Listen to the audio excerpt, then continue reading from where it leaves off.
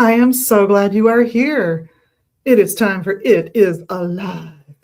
This time with probably Darrell. I do love that moniker. It's my favorite right now. So, welcome, Instagram friends, and what's going on? Let's start with of course, what are we wearing today? I just have a couple little rings from Tracy's Treasures. I have a beautiful rose quartz and a rough cut amethyst. They're both incredibly cool. Love these rings. We are running out of them slowly but surely, just to let you know. And they're kind of a bargain because their prices were set a few years ago, and Tracy has not increased those prices. She's selling them at the ratio she wanted to sell them at originally. So they're getting to be kind of a deal. So come grab them while you can. What are we drinking? Oh gosh, black tea today. That tells you something about my day, right? Ashwagandha, a little astragalus, a little hawthorn. It's fabulous. It's sort of funny how even things that don't taste good to the person who needs them. I just love that about herbs. So what is going on? What's happening? What kind of fun can you come and have beyond exploring all the fabulous stuff and chatting with all of us, because we love chatting with you. It's been a wonderful, busy week, by the way. We're loving seeing y'all come in and reaching out to us online. It has been fantastic. We love it. So Sunday the 21st, Reiki 1, perfect day for it. Winter solstice, the sun is reborn, and you can be reborn in Reiki. I love that date for that. It's purely accidental. The next Saturday, the 27th, at 3 o'clock, we have Astrology with Adam. This is the best reviewed series of his that we've had so far, including this is the person I keep alluding to who loves it. Because it's not the run-of-the-mill. Even if you know something about astrology, you will get things out of this class. He's just an expert in the field, and it's wonderful to watch him work. The following Sunday, the 28th, so about a week and a half from now, if you're interested in the Gardnerian path, that's at 10 a.m. before the store opens. Love all the crew that are showing up there. It's been a really fun treat to chat with those folks. Reiki Share happens the same day at noon. And Palmistry 101 with Eshu, same Sunday, the 28th, in about a week and a half at 4 p.m. Palmistry with Eshu. The following Saturday, January, yes, that's right, we're talking about the new year, January 3rd, Alliance Coven's next meeting is at noon, and there will be Eshu's class on American Hoodoo and Folk Magic at 3 p.m. That is a by donation class, so you can register online ahead of time for a seat, and you can either make the donation when you register, or you can make the donation when you come in. Gateway to the Gods is the next Sunday. That's Sunday, January 4th at noon. We'll be doing some kind of herb. It'll be fun. It's always an entheogenic herb. What's an entheogenic herb? Directly translated, herbs to help you see God. So you do have to be an adult to take this class. We don't accept minors in it, but it's always fun. You always get the opportunity to sample some of the herb we're talking about. And the last half of the class is a guided meditation so that you can push that experience of that baby dose of that herb to see what you can get out of it. Later that day, just to add to the fun, Chaos Magic with Ravenwolf. That should be a lot of fun. That kind of dovetail nicely, I think. Absolutely. Invite chaos into your brain just a little bit, and then go to a Chaos Magic class. And then the following Saturday on January 10th, Alliance Coven will be here again at noon. That's not even a by donation class. So the things that introduce you to potential coven participation, like the Gardnerian one and Alliance Coven, and coming up soon, there'll be a third one. Those are strictly free classes. There's no donations, there's nothing, because that's not the intent of the teachers. For the teachers who would like to make a little money, there's a donation or a flat out fee for those classes. I should also add, not scheduled yet, but coming up probably starting in January, Jessica Settergren would like to start a monthly grief processing group. So she herself wrote a book about her experiences trying to find spiritual guidance and connection as a pagan or Wiccan or witch with cancer, who was fighting cancer, and the difficulties of that and how she overcame those difficulties. And she would very much like to lead a group of people struggling with severe disease or a death in their family. She would like to run that sort of group here. So I'm really looking forward to that. I'm so excited for folks to get that kind of healing. Just fabulous, fabulous woman, fabulous time. And let's talk about the readers. Let's talk about the readers. Look at this one. Today, Eshu will be here all day, noon to 6. He'll be here the whole afternoon. And tomorrow he'll be here again from noon to 3, followed by Heather. She is delightful. Very good, very intuitive reader, very good reader, a younger reader than, say, Eshu or you or Ravenwolf, who is here on Friday from 1 to 4, followed by you, actually, from 4 to 6. Saturday, Eshu will be reading the first half of the afternoon from 12 to 3, and then Margaret, who is a fantastic reader as well, from 3 to 6. Sunday, Eshu will be here again the whole afternoon, noon to 6, and Monday, you're back from noon to 2. So it's like the lunch hour one that you get to find him on, followed by Morpheus, who's doing dream interpretation, he's really quite good at it. I do recommend him for it.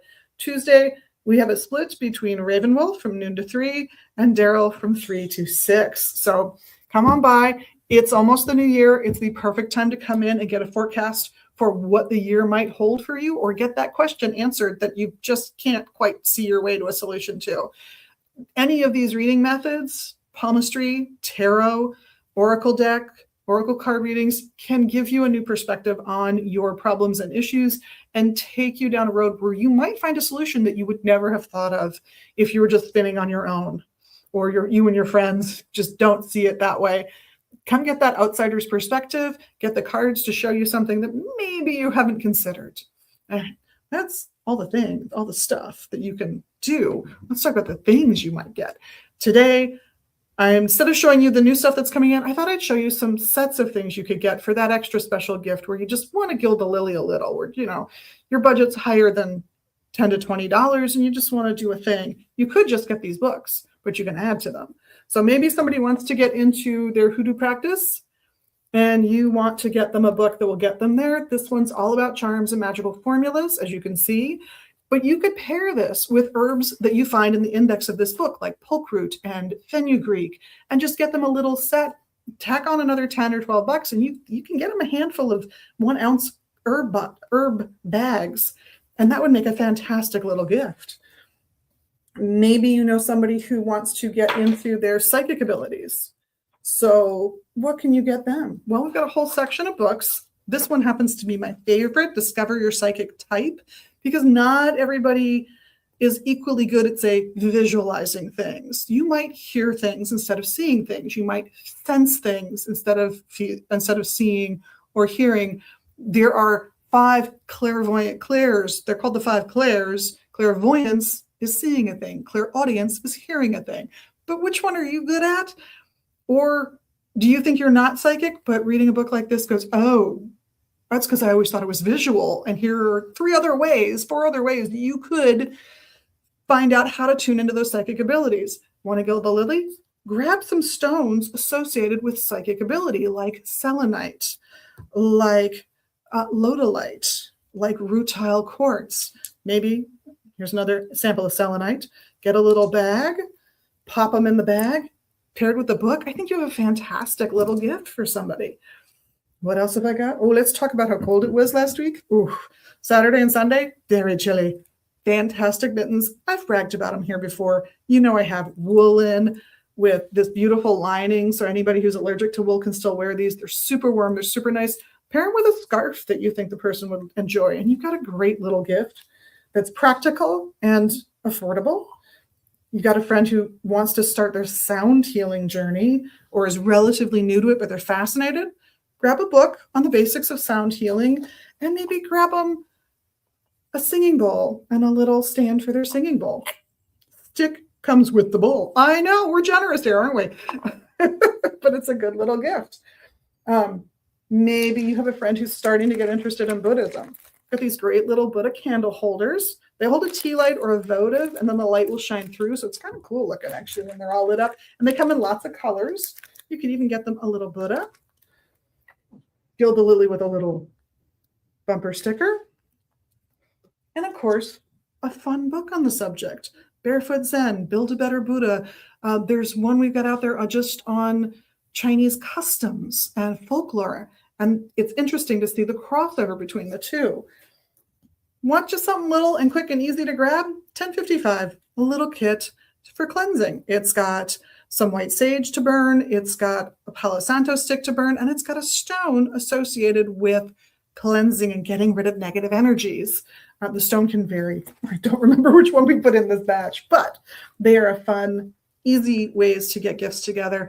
No matter what your budget is, come on in, let us know, and we can help you put something together that will look impressive, I promise. So that's stuff. So what are we drinking? Oh, that's right. I grabbed the one that changes color. You can tell how much tea I've drunk with this one. I just think it's cute. Interesting what science can do.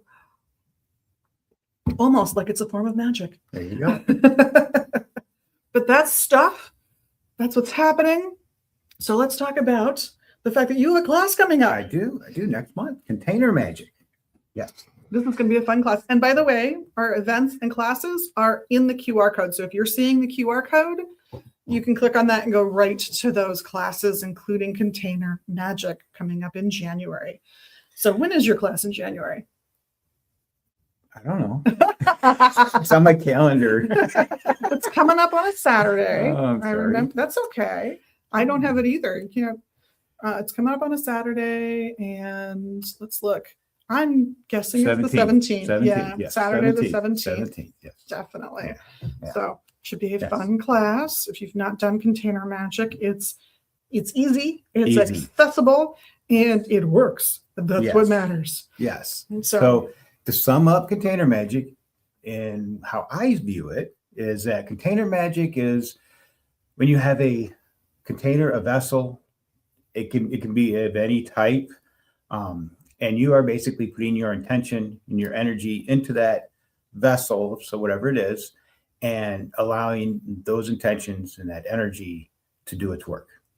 That's what container magic in my mind is all about. There's all types of containers. So I brought some examples of containers. So I'm just going to start running through examples. Yeah. Okay. So I'm going to start off with some small examples. That would be along the lines of small bottles. So like this here, I mean, that's small. That is small. And I use these small bottles as a way of I use them as a spirit bottle and as a companion bottle to other things that I make. So I have a very large box, which has a wand in it. Inside the box, obviously, you would have a wand. Take the wand out. And if I can get this in here real good, there's a small container sit right in the corner there. And I refer to that as a spirit container.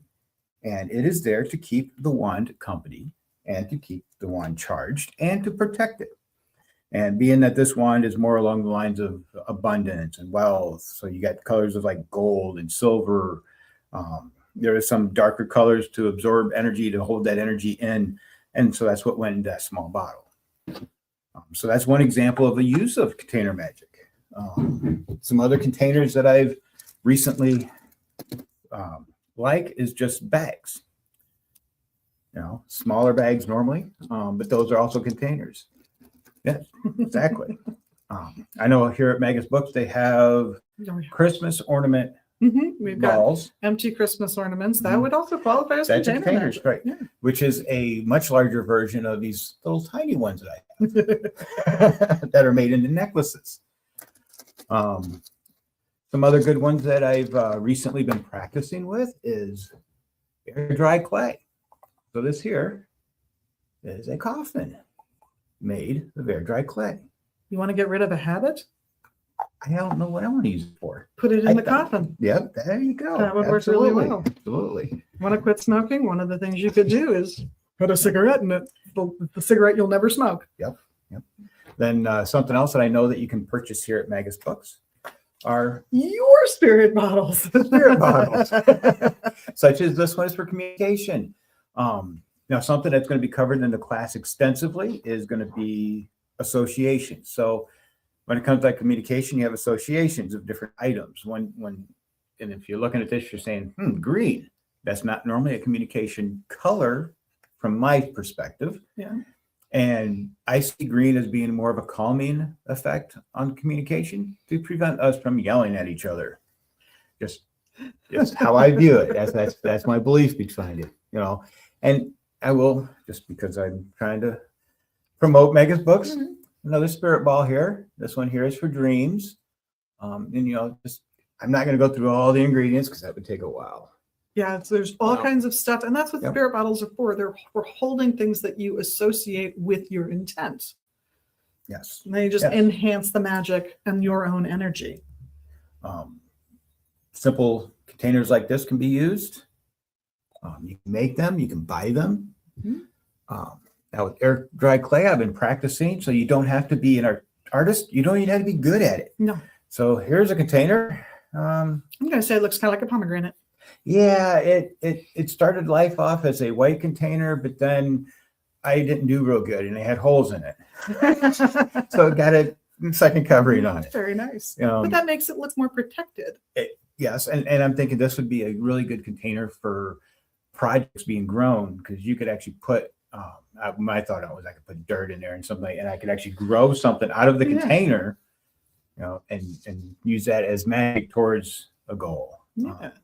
Something small that I just made around my finger, you know, something simple. You don't have to be complicated here. And something else which I feel is a container, although it doesn't actually hold anything per se, would be my abundance tarot doll. Right? She's just a yarn doll. I put jewelry on her, and even though she's not going to hold a liquid or something like sand or nothing like that, she does have on her the key, the tarot card, the raven, the feather, things that have associations for me. It seems to me you could also put some herbs in the middle. They're not going to fall out. Absolutely. You can put herbs in the middle. Actually, my mom's making some right now for me. Nice. And she's putting, she started putting hat pins up with the hair, which I love that idea. You could use a hat pin for a lot of good things. Yes. Yep. And it doesn't have to be negative. It brings me back to I think it was Victorian times when ladies wore hats that needed hat pins. On public transit, it became normal to always have a couple of spare hat pins for the gentleman who was perhaps overly friendly. So you'd have a little weapon. Self-defense. Is that why I get picked off? No, you're a gentleman. Now, the class that's coming up next month, I'm going to be focusing more along the lines of small glass jars. There will be basic supplies provided if anybody wants to participate, wants more than the basic supplies. Either, you can bring a container.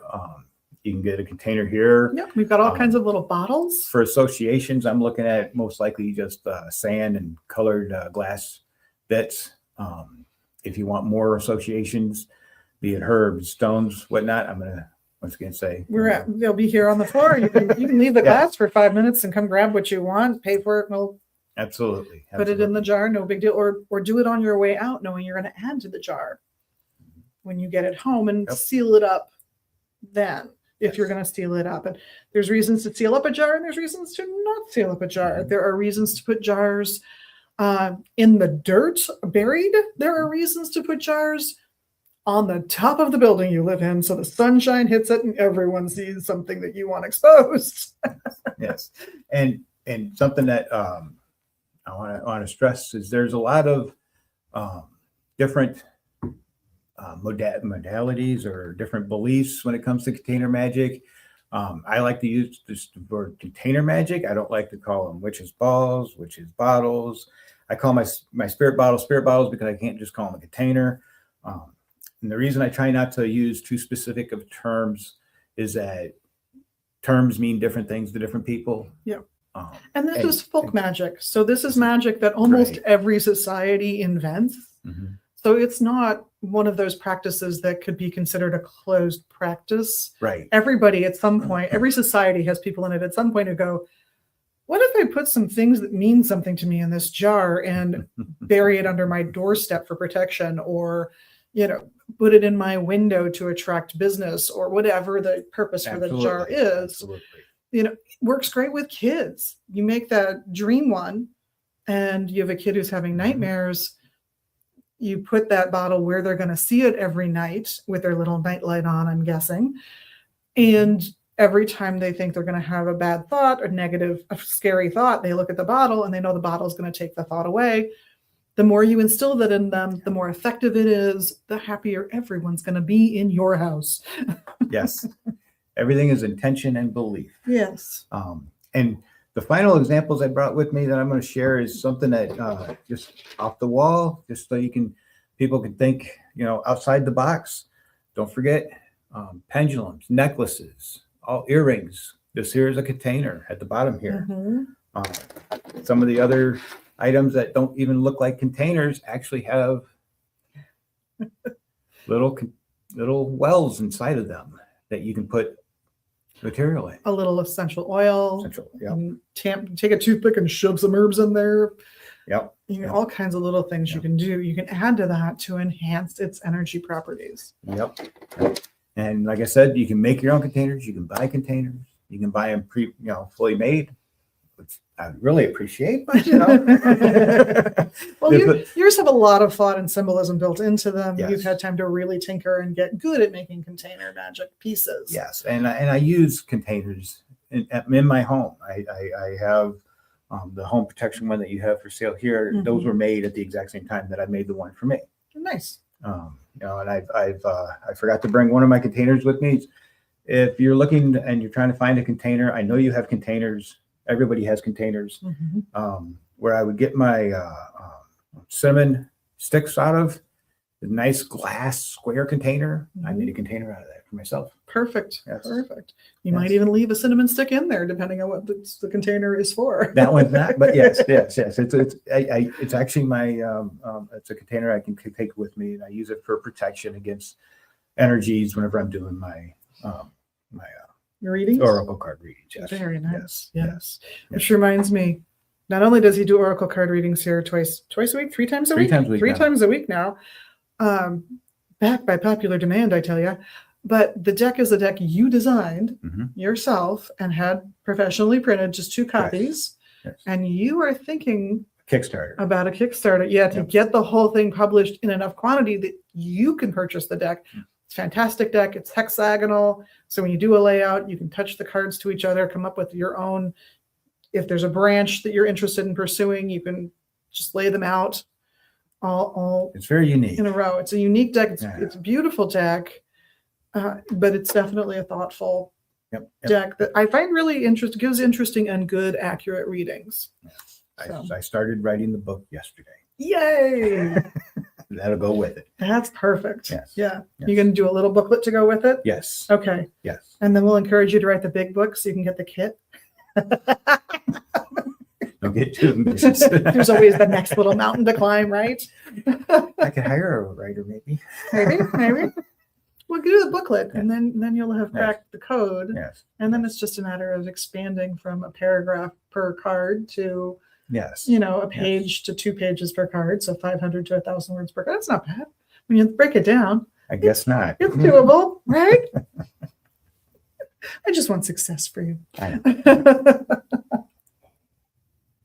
I love it. So one of many classes. Yes. And after the first class, my intention is to continue having classes. I could come up with at least 3 or 4 different container classes, but I'd like to continue on other stuff after that. Yeah, absolutely.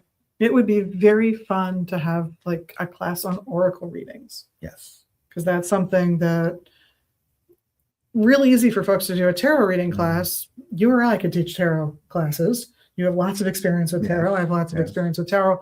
But oracle card reading is different because now we're not going to go through what each individual card means because your oracle deck isn't the same as mine or yours. So it's more about the techniques of how to get a good reading out. You can kind of brush aside the card meanings all of a sudden. Whereas with Nancy Antonucci's Tarot Lab, which is another great, we just had that one. So it's coming up next month. I think it's the second or third Sunday of the month. I'm not remembering at the moment. If I didn't mention it, the third Sunday of the month then. But that's all exercises designed to get you to know your tarot deck better and become a better reader, knowing that you have books that tell you what each individual card makes. Your class could hone in similarly on just how do you get to know an oracle deck? Yep. Your intuition. Yeah, how does your intuition play out and how you read? Really valuable stuff. And I think Oracle deck readers are underrepresented Yes. a lot. We don't mean to neglect you. We don't. Oh, there's some people that do the tarot and oracle together, Mm-hmm. which is nice. Yeah, we've had Nice. readers who do both. They might do a tarot reading and then at the end pull out an oracle deck and just do a small 1 to 3 card pull, just Mhm. gilding the lily, adding the frosting on top of your cake of reading. It really depends on the reader, how familiar they are with their decks, what they're comfortable with, and what they're good at. So definitely join us for all of that. Well, we've talked about your class and I'm very happy, but are you doing anything for the holidays this year? Is your Yule or Christmas or Hanukkah or Kwanzaa or what am I missing? How is it going to go? It's going to be quiet. I like that. Quiet is good. Quiet is a little. I've already done a lot of my holiday stuff. I went and visited my family in Florida last week. So I went and did my family thing last week. And now my mom is all excited about making yarn dolls for me. So that's awesome. Yay. My wife also, she wants to make yarn dolls. So that's Very I cool. think she's going to work on different styles also, which Mhm. is, I've been encouraging that. Yeah, mine's going to be quiet. I mean, I'm going to Zoom on the holidays with family and Just have a nice low key. yeah, well, nice and low key. I do my own thing. I have no idea what I'm doing still. I Yeah. still have to get my kid his gifts. Oh my goodness. He keeps sending me things, thankfully. So we won't know what he's getting this year, which is I think the first time in a long time. But yeah, it is. I'm not sure what we're going to do this year. I think Yeah. it's going to be a low-key holiday at my house as well. But we'll probably on Yule, when I get done with work and I get home, we'll probably have a little feast. We'll probably spend some time together playing a game or hanging out, just enjoying family life, small gift exchange, and I think life will be pretty good. Do I run out and buy goofy stuff for stocking stuffers? Maybe. I like goofy gifts in my stocking, I have to admit. It's a favorite thing of mine. But no big ceremonies. I mean, will the coven get together and celebrate Yule? Probably in some fashion, but I don't know what yet. We're just very low key this year. I think a lot of people are. I think a lot of people are down. It's like, oh, this year has been a lot. Yes. Eggs still cost too much. Let's chill. Which is why I like these little gift sets that are simple and accessible. If even a new book is a lot, come get a used book for that matter. So if you're really looking to get somebody a gift, but you need it to be a token gift, come in and grab them a couple stones. Come in and grab them a used book. Come in and grab them a few herbs. Anything along those lines, you can keep to under $10, no problem. It's easy. Oh, I also wanted to add, when it comes to the yarn dolls as poppets or voodoo dolls or whatever you want to call them, if you want to put a stone in a yarn doll, one, of course, pick a smaller stone, but because it's heavier than the yarn and it might slip out, I'd get a small bag. Even if it's a bag this big that you have to kind of fold around the stone, just the bulk of this helps the stone stay inside the yarn doll. And that will solve a lot of people's frustrations if they really are into stones and they want to use stones for this. So, well, I know my big topic is Yule, and I don't, yeah, we're not doing a lot this year for Yule. Probably do a little ritual work. Welcome back the sun. There are years that I have stayed up until sunrise to celebrate the return of the sun. That has often been fun. I don't think I'm doing that this year. We've also done, traditionally, the Coven has done not only a gift exchange, but, and this game gets called different things, but there's a style of gift exchange where you buy something intentionally low cost that you think is funny usually, and then they're all in a pile, and somebody picks a present out, unwraps it, the person next to them can choose to either get a present out of the pile or steal yours and make you pick another one out of the pile. And that just goes around and around until all the presents are open, and then you do one final swap round and everybody has a goofy gift. Maybe you got sidewalk chalk. I've done that. Maybe you got a specimen bottle. It really varies. I've gotten an athame with plastic with batteries to make it glow because that's in a song that I know from paganism. I've gotten the Rocky and Bullwinkle game, which I treasure. I was a big fan of the Rocky and the Bullwinkle. If you don't know what I'm talking about when I say Rocky and Bullwinkle, go ahead and YouTube actually Rocky and Bullwinkle cartoon and see what you get. Rocky and Squirrel and Boris and Natasha and all of the rest, Mr. Peabody. They're all fun. Going back to before my time, but fun and reruns nonetheless. So, yeah, hopefully we have a great new year. And whether you count your new year as starting at Yule on the 1st of January or the 1st of February, those are the common ones that I'm aware of where people might start their new year. It's all wonderful. Some people also say Samhain or Halloween. I would say that starts the dead time of the year, the time where you reflect and get ready for the fact that the year is going to start because your crops are in and, you know, historically, you're gearing up for winter, but a lot of your outdoor chores are mostly finished. Yeah. You might be selecting which animals you're going to cull from your herds at that point historically. So this is where you start attending to the quiet tasks that maybe you just don't have time to do during the busier seasons of the year. So I also think of it as the lull. Modern times, I think of it as the lull before the family,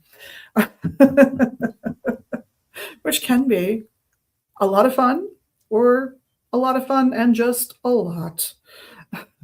Even if it's all good, it's still a lot sometimes. So I also try always this time of year to take a little time for myself to chill out, make sure I take a bath once in a while. If I'm feeling lush, perhaps go to the spa, treat myself to a massage. Not this year, but it depends on the year. Some years I do, some years I'm feeling that, and some years I'm not. I'm not feeling it this year. Don't feel it's necessary this year, but it can be a lot of fun. And it's not that outrageously priced if you're just doing like one thing. It's not too bad. It can be your gift to yourself for the season. I got one other gift I want to put in there just because I'm a self-promoting person. Absolutely. Don't forget, having a tarot or oracle card reading is something you could do for yourself. Yeah. For self-care also. Yeah. Just wanted to throw that in there, you know what I mean? Yeah, incredibly important. Yes, I agree. Again, just get a different perspective on what life is handing you right now, whether you've got a dilemma you're seeking solutions to, or just want a forecast for the new year, or for the relationship you're in. Is it going to go in the direction you'd like it to go? Or is it maybe going to take a little more work to get it there? These are the things that oracle card readings and tarot card readings and even palm readings can do for you. If you're having a dream about something coming up in your future and you've had it more than once, you are trying to tell yourself something. Come in and see Paul on Monday and get a dream interpretation so that you have a little bit more of a clue. His knowledge about dream symbolism really is encyclopedic, and he will work with you if something just sounds crazy to you because your mind just doesn't work the way the majority of people think about that symbol. He's got you. He can cover that in part of the interpretation too, and you guys can come to really good guidance about your dream any one of those Monday afternoons. So check all the readers out. There's oracle readers, palm readers, dream interpretation, and of course, most of these guys do tarot. With the exception of you and Paul, everyone else at least offers tarot. They may offer another modality, but they'll definitely offer that. Eshu, for example, does tarot as well as palm reading. So come get a reading. It's always fun. And it's just fun to see your deck in action. Oh, thank you. It really is. I'm passionate about it. I love it. Yeah, it is a great deck. The reading you did for me was fantastic. And it was fantastic in ways that you couldn't even figure out why it fit so well. The cards just got it right, which is always fun to see. It says that you're a better reader than your conscious mind is aware of. The cards don't lie. The cards don't lie. It's very true. Yes. And for those of you who are skeptics, think of getting a card reading this way. Because the cards are randomly laid out, if you're a skeptic, that's what you're going to think, right? Regardless of what the rest of us might think. It's a Rorschach test. It is the equivalent to the Rorschach inkblot test. It's a random pattern that you can look to find meaning in. And then once you find that meaning and you apply it to the questions you have about your life, you get a perspective that you really might never have thought of. Now, for those of you who understand that tarot readings are more than that, fabulous. I'm on board with you. I've just seen too many amazing coincidences happen with tarot readings that are too detailed to make sense as just general facts. This is sort of like the difference between reading your horoscope in the newspaper, which is so broad and so generic, it'll probably fit everybody in the room, regardless of their sign, even if you just read your signs, to getting your entire chart read. So if you want something on that level, I would say be prepared for a 15 to a 30-minute reading. You don't want a 1 card or a 3 card pull that takes 5 minutes. You want something a little more in depth. So be prepared for that. The readings here, all of the readers work for themselves here, and they've all agreed to $2.50 a minute plus tax. And of course, when you come up to the register to pay for the reading you've just had, we'll ask if you want to leave the reader a tip, and then we set it aside for them and make sure they get it that day. So come down, grab that reading. It is always fun. It is always fascinating, and it's amazing how much good comes out of getting a reading. Well, we are nearly out of time. Yes. So I will let you folks go. Have a wonderful day. Thank you, of course, on behalf of Darrell, myself, the rest of the crew here at Megas Books and Herbs in Minneapolis, and online at megasbooks.com. We love seeing you here. We love seeing you online. And of course, thank you for being your best magical you, and, for doing the little magical things you can do for us here on YouTube. You know what they are. And on Facebook and on Instagram. Where will we go next? Blessed be, everybody.